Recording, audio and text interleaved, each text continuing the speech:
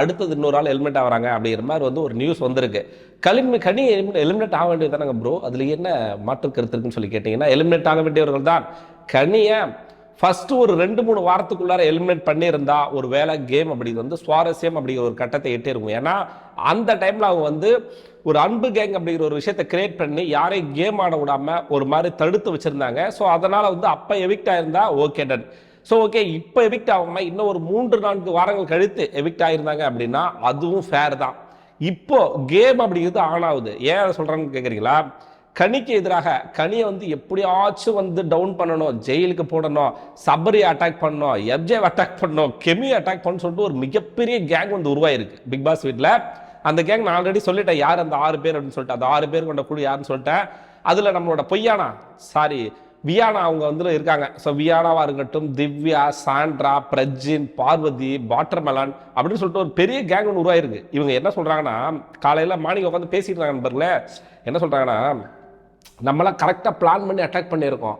அதாவது வந்து first சபரியை plan பண்ணி அடித்தோம், கனியை வந்து பிளான் பண்ணி நம்ம உள்ளார போட்டோம். நம்ம நினச்சோன்னா வந்து கானாவினத்தை கூட வந்து நாமினேஷனில் வர வைக்கலாம். நம்ம தான் ஏங்க தெளிவாக ஓப்பனாக இது வரைக்கும் எந்த இடத்துல கனி, சபரி இவங்களாம் வந்து நம்ம பண்ணணும், நம்ம செய்யலாம், நம்ம பிளான் பண்ணலாம் அப்படின்னு ஒரு இடத்துல கூட சொன்னதே கிடையாது. அப்படின்னா ஒரு கேங்காக இருக்கக்கூடியவங்க, ஒரு குரூப்பாக இருக்கக்கூடியவங்க இதெல்லாம் பேசுவாங்கல்ல, பச்சையாக பேசுகிறாங்க. டிஸ்கஷன் பண்ணி ஒஸ்ட் பெர்ஃபார்மராக பிளான் பண்ணி பண்ணாங்க, டிஸ்கஷன் பண்ணி கேப்டன்சி டாஸ்கில் வந்து போட்டாங்க. இப்படி எல்லாத்துலேயுமே பிளான் பண்ணி ஒரு டிஸ்கஷன் பண்ணி குரூப்பிசம் பண்ணி இவங்க ஒரு கேம் ஒன்று ஆடுறாங்க.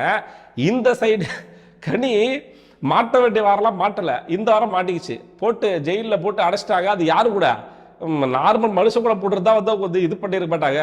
போட்டது வந்து ஒரு மிருகம், அந்த மிருகத்து கூட போட்டதோ அவங்க வந்து கொரட்டை விட்டு அவங்க போட்டு டார்ச்சரில் நைட்டு ஃபுல்லாக அழுதுட்டு உட்காந்துருக்காங்க. சரி ஓகே டன். ஸோ கனியோட எவிக்ஷன் ஃபேரான்னு கேட்டால் 100% வந்து அன்ஃபேர் தான் அப்படின்னு சொல்லுவேன். அதாவது வந்து அவங்க சும்மா இருந்த வாரம், டம்மியாக இருந்த வாரம், அந்த வாரம் வெளியே தெரிந்தால் அதை நம்ம கேட்க போகிறது கிடையாது. சம்மந்தமே இல்லாமல் இந்த வாரம் அவங்க கண்டென்ட் கொடுத்துருக்காங்க, அவங்களால வந்து ஒரு கேம் அப்படிங்கிறது உருவாகுது, அவங்களால ஒரு கேங் அப்படிங்கிறது உருவாகுது, ஒரு மிகப்பெரிய டாக்ஸி கேங் உருவாகுது. இந்த இதை வந்து ஜேர்னி வந்து ஒரு 2-3 வாரம் எடுத்துகிட்டு போயிட்டா சபரி, கனி அப்படி இந்த அன்பு கேங் இருக்கு பார்த்தீங்களா, அவங்களோட அந்த கிராஃப் அப்படிங்கிறது கொஞ்சம் கொஞ்சமாக உயர்றதுக்கான ஒரு டைமில் இருக்கும்போது பிக் பாஸ் பிளான் பண்ணி கனியை வெளியேற்றி விட்டார்கள் என்பதுதான் நிதர்சனமான உண்மை. கனியை வெளியேற்றலைன்னா பண்ண வேற யார் போவாங்கன்னு சொல்லி கேட்டிங்கன்னா, கனி வெளியேறிட்டாங்க அப்படிங்கிறது வந்து இன்னும் 100% உறுதிப்படுத்தப்பட்ட தகவல் கிடையாது. சோசியல் மீடியாவில் வர்ற ரூமர்ஸ் தான் கனி வெளியேறி இருக்காங்க அப்படிங்கிறது.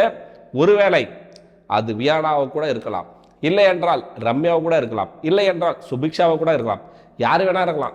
எனக்கு என்ன பிரச்சனைனா, கனியை விட லோ கண்டென்ட் கொடுக்கக்கூடியவங்க 4-5 பேர் இருக்காங்க நாமினேஷனில். அதில் வந்து மிக மிக முக்கியமாக சுபிக்ஷா, ரம்யா, அரோரா எல்லாத்தையும் நான் சேர்த்து தான் சொல்லுவேன். இவங்கெல்லாம் இருக்கும்பொழுது கனி அட்லீஸ்ட் இந்த வாரம் கண்டென்ட் கொடுத்துருக்காங்க, கேம் சுவாரஸ்யமாக போகிறதுக்கு ஏதோ பேசியிருக்காங்க, பண்ணியிருக்காங்க அப்படின்னு சொல்லிட்டு நான் நினைக்கிறேன். அவங்க இந்த வாரம் வெளியேறதுக்கான எந்த விதமான தகுதியும் கிடையாது. அவங்க இன்னும் 2-3 வாரம் இருக்க வேண்டியவர்கள். இன்னும் 2-3 வாரம் இருந்து எல்லோருடைய முகத்தையும் கிழித்து விட்டு அதுக்கப்புறம் வெளியேற வேண்டியவர்களை இப்பொழுதே வெளியேற்றி யாரை சேவ் பண்ணுகிறார்கள் அப்படிங்கிறது தெரியல. நான் இதுக்கு முந்தின வீடியோவில் சொல்லியிருந்தேன், நம்ம தர்பீஸை வந்து வெளியேற்ற போகிறாங்க, ரெட் கார்டு கொடுக்க போகிறாங்க, அப்படி இல்லாத இதை செஞ்சு எண்ணிடாதீங்க, அந்த மாதிரிலாம் ஒன்றும் பண்ண மாட்டாங்கன்னு சொன்னல, அதுதான் பண்ணியிருக்காங்க.